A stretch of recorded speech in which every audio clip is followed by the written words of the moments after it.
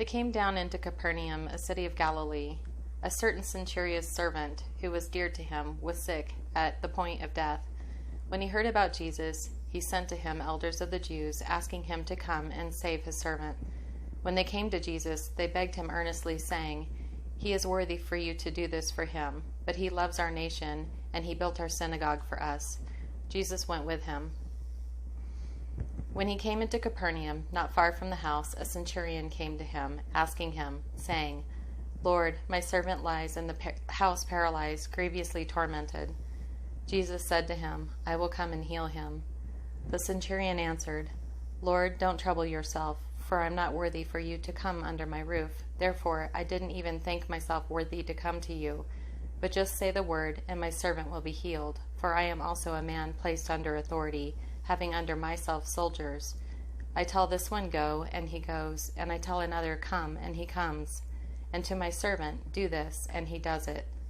When Jesus heard these things, he marveled at him, and turned and said to those who followed, "Most certainly I tell you, I have not found such great faith, not even in Israel.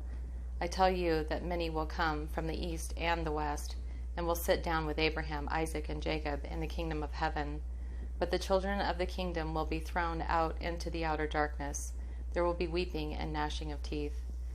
Jesus said to the centurion, "Go your way, let it be done for you as you have believed."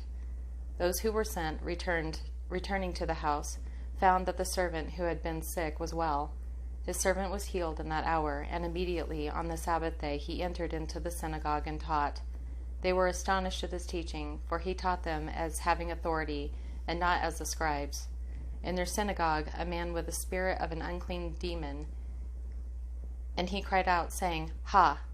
What do we have to do with you, Jesus, you Nazarene? Have you come to destroy us? I know who you are, the Holy One of God."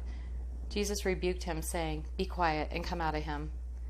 The unclean spirit, convulsing him and crying with a loud voice, had thrown him down in the middle of them. He came out of him, having done him no harm. They were all amazed, so that they questioned among themselves, saying, "What is this? What is this word? A new teaching?" For with authority and power he commands the unclean spirits, and they obey him. When he rose up, they had come out of the synagogue. They entered into Simon and Andrew's house with James and John. When Jesus came into Peter's house, he saw his wife's mother lying sick with a great fever.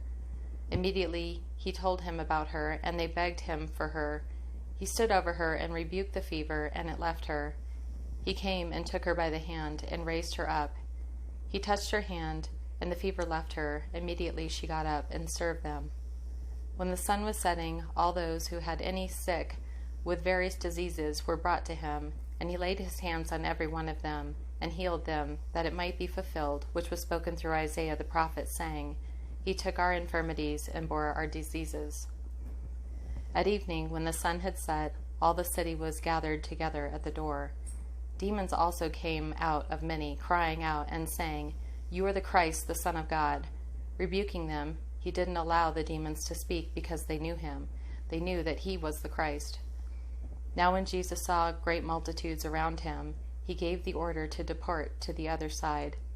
A scribe came and said to him, "Teacher, I will follow you wherever you go." Jesus said to him, "The foxes have holes, and the birds of the sky have nests, but the Son of Man has nowhere to lay his head." Another of his disciples said to him, "Lord, allow me first to go and bury my father." But Jesus said to him, "Follow me, and leave the dead to bury their own dead." When he got into a boat, his disciples followed him.